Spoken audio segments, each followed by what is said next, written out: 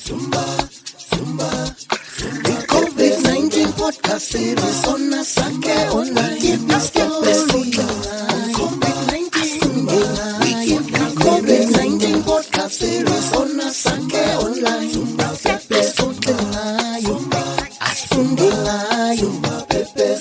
You are listening to the COVID-19 podcast series brought to you by Asake Online.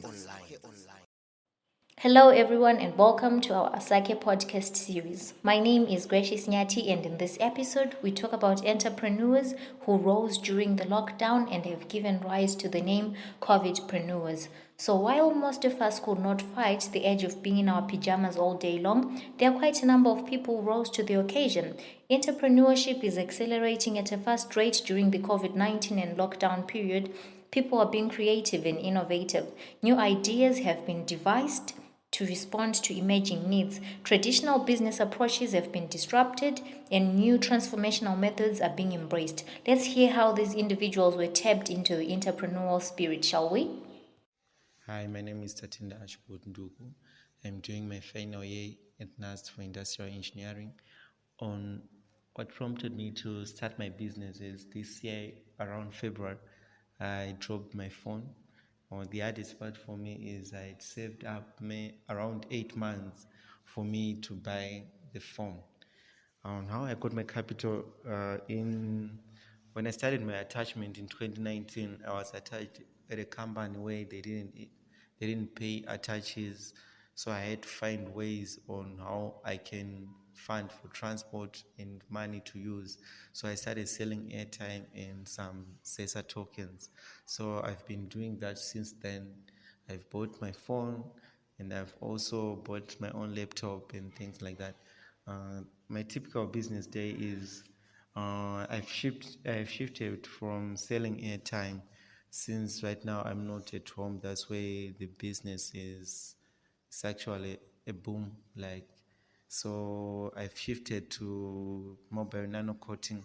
So sometimes, since it's a new thing, sometimes I get 3 customers, sometimes I get 7. It just changes. On how the business has changed my social life, I've come up to meet with different type of people.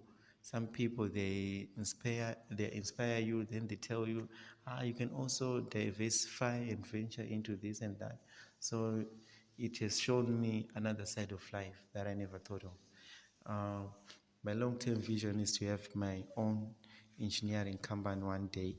And then advice that I can give to aspiring entrepreneurs is always be willing to take the risks. Because when I ordered my machine, people were saying, people will never shift to this new technology. But right now, it's something else. Thank you. My name is Yuelise Tanomhlanga. Most people call me Lulu, and I'm the founder of Blossom Couture. I started Blossom Couture because I dropped out of college, had a boring job. My friend came to me and told me, you know what, Luba, your job sucks, but you are creative. You have this gift that if you pursue it, you're going to be, you're going to live your best life. So then, from that advice, I really went for it. And here I am. Capital. So most of the things that I have, the machine that I have, everything that's Blossom Couture is my blood, sweat, and tears. And there's only one person that I can really think of that helped me out sometimes when I need help only. The rest is just me, my blood, my sweat, and my tears, mostly my money. Typical business day. Well, right now I'm going through business school, so it's reading, studying, and creating. I'm sketching a collection. I'm always sketching, really, going through sketches, and some sketches don't really work, so you make other sketches, and then I make clothes. I also make patterns, so I make patterns, I make clothes. It's a whole wild thing on a daily. I am an introvert. My social life is still intact. I'm okay. Nothing has changed. My long-term vision is to build something that lasts, to leave a legacy, and to impact lives beyond my life, beyond my sphere of influence, My best advice that I can give to people is be your own cheerleader. Believe in yourself. You can do anything. You can do anything. Believe in yourself, and and have people around you that believe in you, and you'll be fine. My name is Vivian Kudza. I usually go by the name Viv or VKN, which are my initials. And I'm part 4 doing property development and estate management at NAST. So I started my business through Black Friday. And so I was planning to do it just for 1 week, and then I closed the group because things were really cheap back then in South Africa. I started with South Africa retail, and then I ended up creating a link and then getting orders from different runners, and now it's 4 months, I think.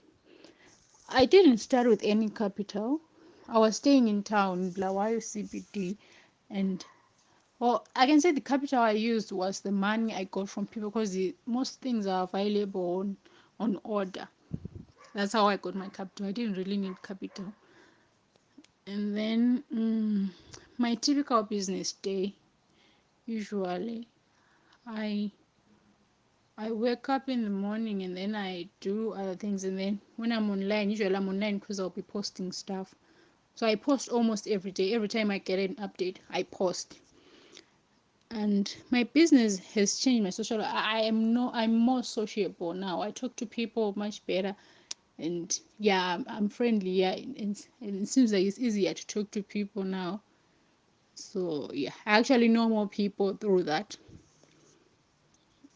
And then I want to own a store, a fancy store for fancy things and fancy clothes, and a designing company actually, if God allows. And my advice is just start. Just start, and if it fails, it fails. If it keeps going, it keeps going. You do not give up. You keep going. Hi, my name is Walter Moyo. I'm a 28-year-old. I graduated from MSU, where I was doing animal and wildlife sciences. Also, I hold of a diploma in agriculture. Therefore, I'm also a budding farmer in the poultry business, specifically broiler production.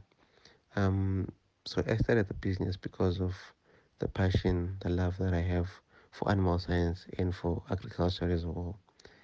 As for the capital, I managed to raise my capital through selling beef in December when the market prices were a bit high. So I slaughtered some cattle and then sold them in December. So generally my day involves me going to work from 8 to 5, and then soon after, me passing by gate and gunning to see how the broilers are doing, if there is a need for me to do anything, and just to plan ahead generally. The long-term vision will involve me basically coming up with a, a restaurant where I can basically supply protein sources, specifically meat. For now, I'm just focusing on broilers, but in long term, I'll also do any other meat products probably. Generally, what I would advise other aspiring farmers out there, other aspiring entrepreneurs basically, would be not to wait for anything. Seize any moment that you get, seize the chance that you get, seize the opportunity that you get, because you might only get one shot at doing what you want to do. So better do it now, or you forever keep procrastinating on saying you do it later when things are okay or when things is okay. So do it now. So there you have it, your movers and shakers. As you can see, the lockdown has given people so much time to introspect and do big things. I hope this is inspiration enough for someone to stop merely watching those TikTok videos and start creating their own content. Start that blog, start that podcast, use those baking skills, explore your abilities, think out of the box and secure the bag. So, for more of this voice of mine, latest news updates, and stories of ordinary people doing extraordinary things, please subscribe to our YouTube channel. It is Center for Innovation and Technology. Please follow us on Instagram as well. We are SiteZW, on Twitter, SiteZW, and Center for Innovation and Technology on Facebook. If you can't find us, use the hashtag Asake and you definitely shall.